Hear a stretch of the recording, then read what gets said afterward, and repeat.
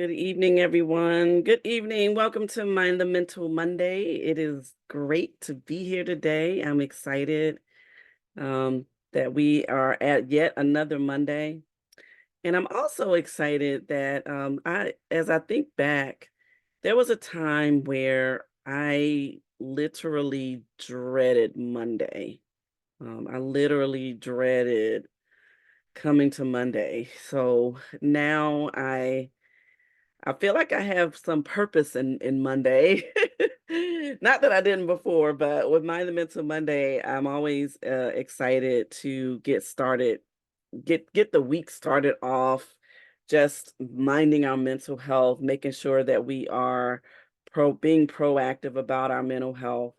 And I'm gonna just be honest and be transparent as I try to be anyway. I actually did not know what I was going to talk about today, to be honest. And there was a little something in me that was trying to say, just don't do it. Just cancel Monumental Monday. And but when that thought came to my mind, I said, okay, why is the thought coming, just cancel Mind the Mental Monday for today? And I believe that the thought was coming because I actually do feel like I have something to share that I hope will be beneficial to those that are listening. So you didn't see a flyer come out about what the topic is today. That's the reason why I'm just going to be honest. I didn't really have a topic until later on in the day. And by that time, it was just kind of like, you know what? It's no point in putting out a flyer about it. I'm just going to get on here and talk about it. So, and it really is sort of coming on the backs of another topic that I talked about a couple of weeks ago. We talked about, look, what do you see when you look in the mirror? And we were sort of doing that mirror work and looking at ourselves. And we talked about how we so very often, when we look in the mirror, we very often see something negative, right? The first thing we notice about ourselves is typically something that's not good.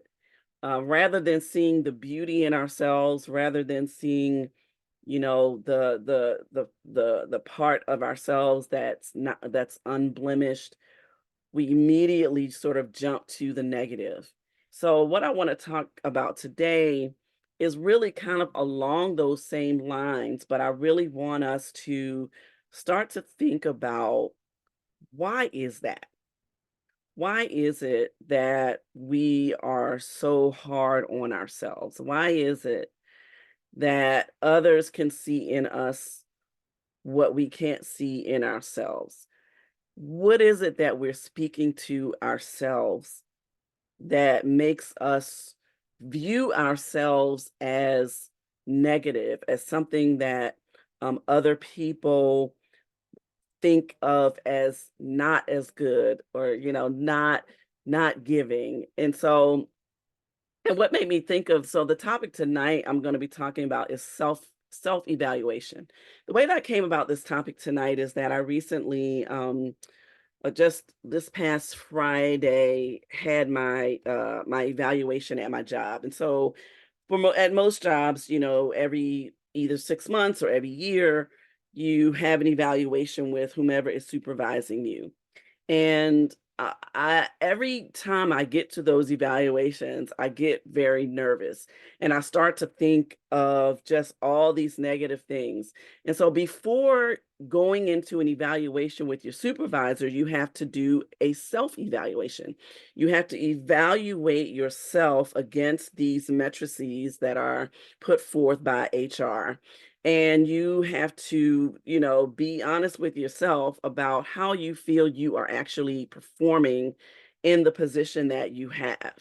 And so almost every time I do these self-evaluations, I notice that I kind of downplay what I do.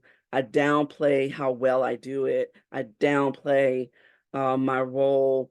And I will never view myself in any category as being um as being more more than good, right? I'll kind of stop at the next, maybe the next to the highest level of the rating, but I will never put myself at the highest rating in any category. um and so, as I was preparing myself for that exercise, and as I was sort of wrenching my hands and just nervous about the what kind of encounter, like what is she going to say this time? And the thing about it is, I've been with this same supervisor now for 10 years. I've been with her for 10 years, and in 10 years, I've never gotten a bad evaluation ever. And yet and still, every single time it comes to a point where I have to sit and evaluate myself, there's something in me that says, "Benita, you're not there. You're not quite there. You're not good enough. You're not enough for this position. You're not, you're not handling this position in the way that you should." Now, are there areas that I can improve upon? Absolutely. But in my head, I'm seeing myself as not being worthy of a good evaluation. And so I kind of wanted to talk about that tonight because I feel like I'm not the only one who has ever gone through that. And I think, of course, everybody is talking about imposter syndrome and just this notion that, of not feeling good enough, of thinking that you're not you don't have anything to offer really, that you're not as good as you should be at the level that you should be at this time in your life. There was a time where I would always refer to myself as a late bloomer. It's going to back up a little bit. I would always refer to myself as a late bloomer. And I really had to talk to myself and get myself out of that mindset of saying that I'm a late bloomer, and rather than saying that, just saying that rather than saying I'm a late bloomer, just saying that thank God I've been planted. And I've and in the season that it is time for me to bloom, in each of those seasons, I've been able to bloom in the way that I'm supposed to for that time. So a lot of times I think are are really nervous about how others perceive us. So when we start to evaluate ourselves, again, as I said previously, when we were talking about the mirror, we often evaluate our own selves through what we think is the lens of somebody else. And so we have to get to a place where we are looking through a clear lens, and that we are thinking of ourselves in the way that we truly are, and not being so caught up in and worried about what somebody else is going to think. Now, of course, when you are in a position where you're working for someone, where someone is supervising you, and your check, or your ability to work, is based on their perception of you and how they evaluate you, you want to do the very best job that you can. You want to show that in the areas where you're lacking, that you are at least putting forth the effort to grow in those areas, and to try some new things, and to try to do things that will allow you to grow, both in the position, but as a person. And so one of the things that my supervisor said to me in my evaluation is that I am accountable for myself. So if I do something that wasn't the best thing to do. I'm going to admit it. I'm going to say, yeah, I made it. I messed up right there. I gotta, I gotta change that. I gotta do something else. Right. And I hold myself accountable, to the T. She said, but I wish that you would hold others as accountable as you hold yourself. And that really, that really struck me, because I think that very often that is what we do. We hold ourselves much more accountable than we hold others that are around us. Now, in this particular situation, she's talking about, people that I might supervise, and also even people that I don't supervise necessarily. As I'm a project manager, and so as a project manager, I'm like, I'm the one that's like the pest. I'm the one that's kind of keeping up with everybody and telling everybody what they need, what we need, from them, and hey, have you done this? Hey, have you gotten this data? Have you written this paper? I'm the one that's supposed to kind of keep harassing people in a way to get the job done, to get what we need, to get out of them. But that is really that is counter to my nature.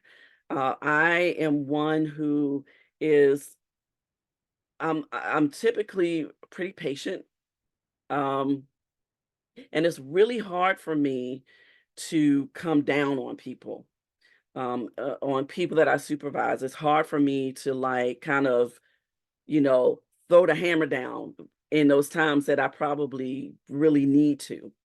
And, so it's one of those things that I'm trying to learn to do more. I'm being more intentional, not to be mean. I don't have to come out of character and just be mean to people. Uh, but, just be firm. I can be firm, but more firm than maybe I have been. But I think that very often others see in us what we don't see in ourselves, what we can't see in ourselves. And why is that? And what conjures up these feelings that we are not good enough, that we don't cut the mustard? What conjures up those feelings for us? And so this past week I started listening to this podcast, and I hate this because I didn't write it down. I can't remember the name of it right now, but it's a coaching podcast, and in it, the host is talking about how a lot of times we have these feelings, right? We have these feelings of inadequacy, or these feelings that we can't do the job right, or these feelings that we are not good enough. But our feelings, like everything else, how we feel comes from how we think about what we feel. And so she used an example of, so if for example, if somebody close to you dies, right? And you don't know that person died. Well, the death is not what causes you to feel sad. It's not the death itself. It is the knowledge of the death that conjures up emotions around the relationship that you have with the person, that then dictates how you feel. And so there is a need for us to control what we think about certain things, so that we can get under control how we feel, or how we're going to allow it to make us feel. So, for example, if there is someone that has been talking about you, behind your back.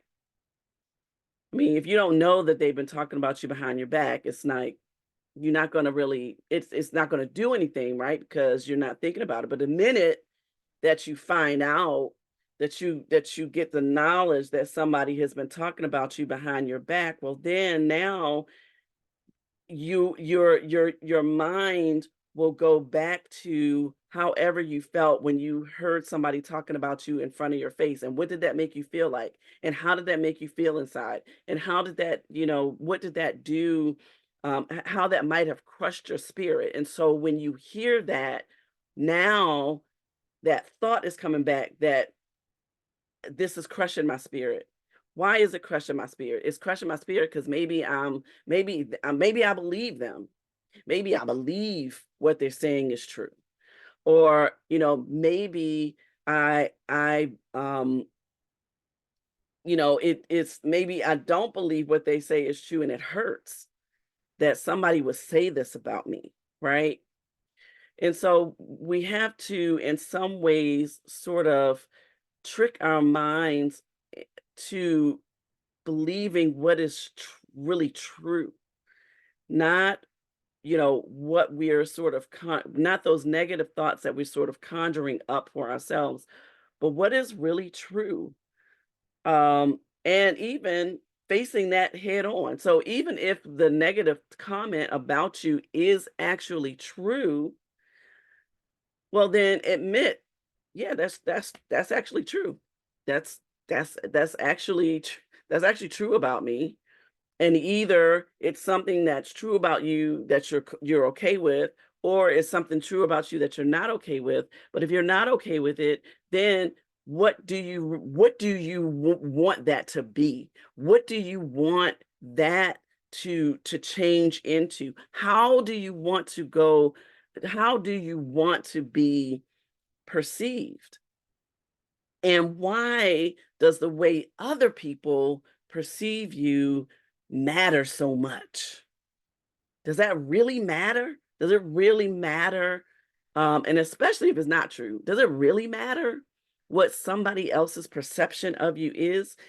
Because what happens is when we start to allow those thoughts to feed our minds, right? Of things, maybe negative things that have been said. You're too this, you talk too much, or you're too blunt, you're too squeamish, you're, all whatever throw in an adjective, whatever it is that people have said. When you allow that to be filtered into your mind, and you allow that to just play over and over and over and over in your head on loop, then you allow yourself to start to actually become the thing that you really are not. You allow yourself to become what others have boxed you in to be. And that is what you don't want to happen. So you need to intentionally, on a daily basis, tell yourself, I can do this job. Not only can I do the job, but I can do it well because I've been here for 10 years. And if I hadn't been doing it well, I wouldn't still be here, right? Um, you have to really reprogram your thinking so that you don't feel icky about yourself. And I know that's not really a word, but that's the word I can come up with right now. When you speak doubt and negativity to yourself over and over again, when you allow that doubt and negativity to play that from other people over and over again, and you plant that seed in your mind, and it germinates, and it takes root, and then it grows, um it puts you in a space of just feeling, ugh, like icky about yourself.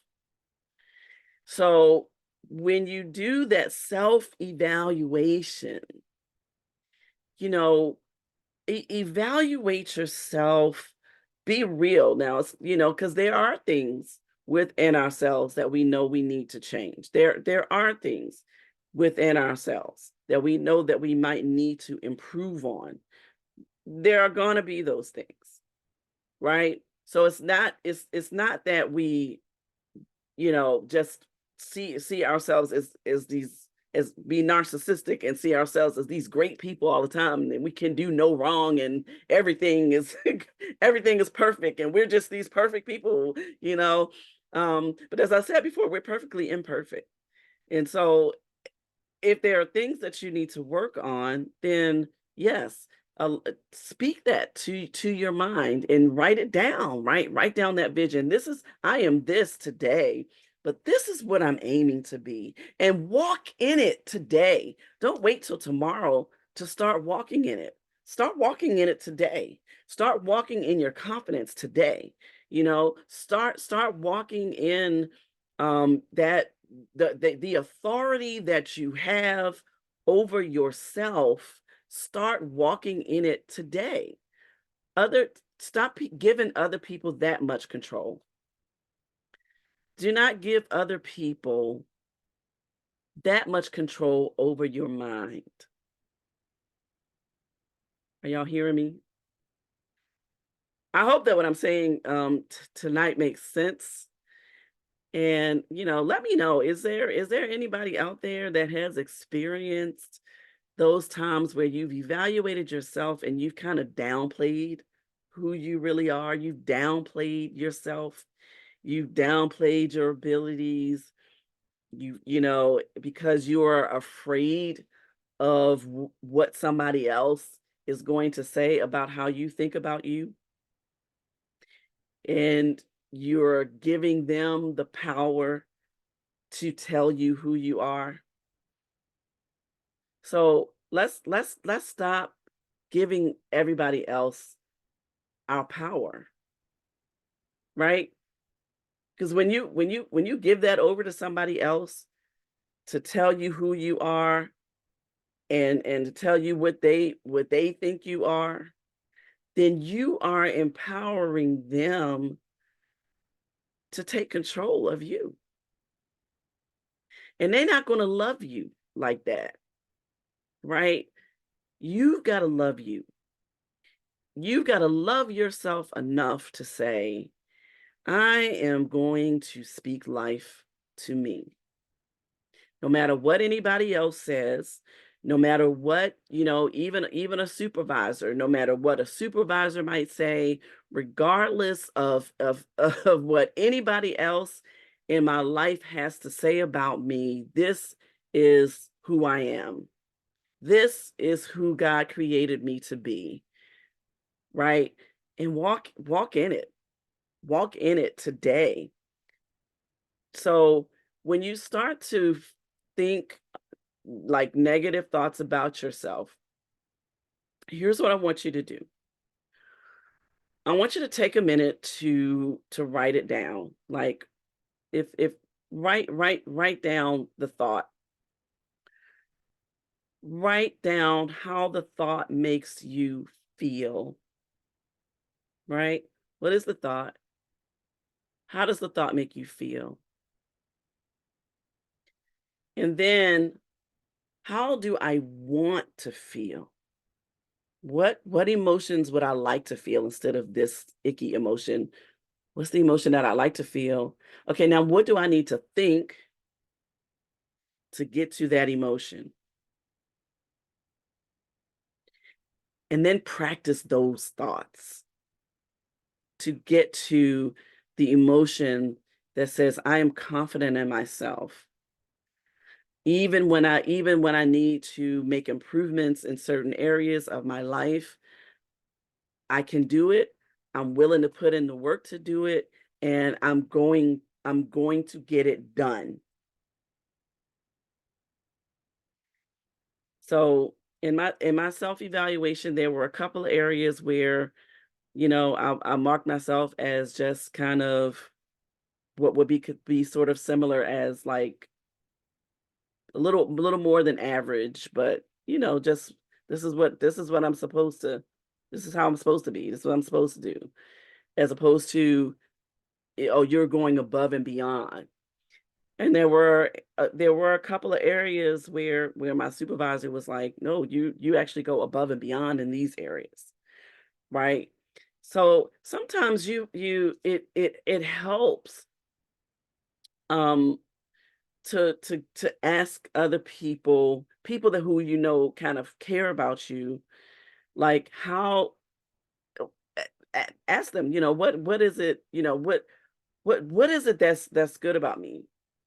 That sounds weird to ask it like that, but what do I have to offer?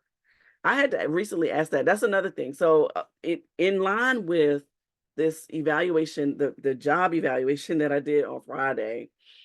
On Saturday, I was doing an exercise that my therapist actually asked me to do because I'm constantly feeling like I'm not good enough. I'm constantly feeling like people don't want to be around me. I'm just being very honest. I'm constantly feeling that way. So my one of the exercises my therapist had me to do was to ask other people, like, do they, what do they like about you? Or like, do they like being around you? And what do you have to offer? Those questions. So I did that. I asked a few people that, and what was interesting to me is that most of the things that they were saying I never saw in myself, right? I could never see it in myself. And maybe that's a good thing not to see always see the good in yourself because then you might become narcissistic. So maybe that's a good reason to not always feel that. But you also should not be feeling like, you don't have something to offer because God put in each of us a plan. He put in each of us. He gave each of us a gifts to offer. He gave each of us different types of expertise. And so what happens, very often when we find ourselves just constantly feeling inadequate is that we're comparing ourselves to somebody else that we view as adequate and that we view as being at the top of their game. And we see them where they are now, we never see their process. We don't see their process unless we're close to them. But most of the people that we compare ourselves to are not people that we're close to. They're people that we're on the edge and we see, now with social media, we kind of see what everybody else is doing and we think we're not doing enough or we're not, we want to be at a level that somebody else is, but we don't take the time to understand the journey. So we all have our own journey to be a part of. And when we evaluate ourselves, we can't just kind of evaluate ourselves from the point that we're at now. We have to look at the whole journey because many of us who are viewing ourselves as not good enough or not where we want to be, we're not taking the time to look from where we've come and to be grateful for that. Many of us have come a long way. If we were to compare where we were, you know, in our, 10, 15 years ago, if we were actually to go back and look at, the the the the progress that we've made, the work that we put into the journey, if we would take the time to do that, we would see that we're further along than we think. So, um, so we have to get to a place where when we evaluate ourselves, again, we're evaluating ourselves through a clear lens. We're evaluating ourselves, the only comparison that we're making of ourselves is to ourselves. So that means we're incorporating the journey. We're looking at how far where we've come from and looking at how we've grown. And, hopefully that what that will do is to give us that push to propel us forward, knowing that if I came from there, if I was able to get through the challenges that I got through in this journey called life, if I was able to get through that stuff, to get to where I am, certainly I have fuel to continue the journey and to keep it moving, to keep pushing forward. So when you evaluate yourself, again, here's your homework. Um, hopefully you all did the mirror homework. I don't have that on me right now, but hopefully you go back to that episode. I think it was 2 episodes ago. Um, you'll see it's called the mirror is in the title. So just go back to that one and make sure you do that homework. But so think about, when you think, when you have a feeling that when you're feeling negative about yourself, what is the thought behind that? What are you thinking? And then how would you like to feel? So what is the thought that you need to create in order to feel good about yourself, to feel that good emotion, to feel that emotion that is going to allow you to forge ahead and fuel you for your future, right? So so that you're not constantly looking at yourself as not having the tools that you need to do what you're designed to do. You already have in you what you need to do what you are gifted and what you are put on this earth to do. And you have the ability to do it well. Nobody else has to tell you that. Be confident in your own self that regardless of what anybody else has to say about you or how anybody else feels about you, you make sure that you feel good about you. And if you don't feel good about you, what is it? What are the thoughts about you again that's causing those feelings? What are the thoughts that's causing those emotions? Write them down. How would you like to feel about yourself? What are the thoughts you need to think to feel good about you? Um, so I hope that this made sense tonight. It's just something I've been thinking about just over the last few days, and sometimes, I just decided I'm gonna just come on and talk about it because I'm probably not the only one who, you know, one when I evaluate my own self, kind of downplays um, kind of what I do, or how even how good I am at what I do. I'm sure I'm not the only one who does that. Sure that there are others out here, and I'm not sure why we do that to ourselves. But I want to encourage us to not do that. I want to encourage us to really view yourself as you were created. View yourself as you were gifted in the giftings that you have been given. It's not going to be the same for you as for somebody else because that's not your gift, right? That's theirs. But what's yours is yours. What's yours is yours. What is meant for you is yours. Go get it. Like Mary said, go get it, right? Go get it. Go get your blessing. And one way to go get it is to start thinking about yourself in a way um, that shows your God given gifts being used to glorify Him and to make this society a better society to live in. So, um, I think I'm going to end it there tonight, but I hope that you were able to get something out of it. I need for you all to engage. I need for you to write some comments.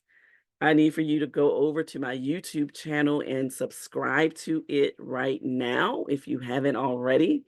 Benita Weathers 329 over on YouTube. And let me know, let me know if these Mind the Mental Mondays are helpful to you. I hope that they are. But the reason I did this for Mind the Mental Monday is because I think that a huge part, of the main part of minding our mental, is to think about our thinking and to think about how we're thinking about ourselves.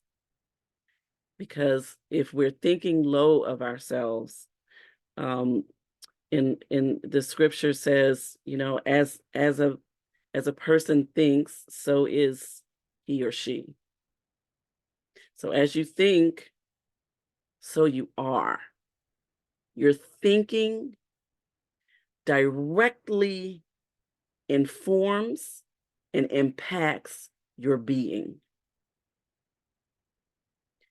Your thinking directly informs and impacts your being. Think about that. So make sure that your thinking is in line with what you want your being to be. Make sure your thinking is in line with what you want your being to be. All right. All right. So I hope you all have a good rest of your week. We will be back next Monday with another Mind the Mental Monday, 8 p.m.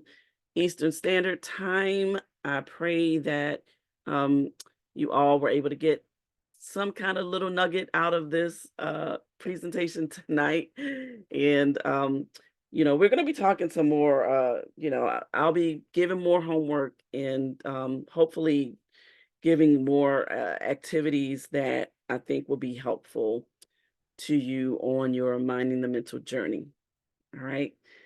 All right. Well, God bless everybody. See you next week.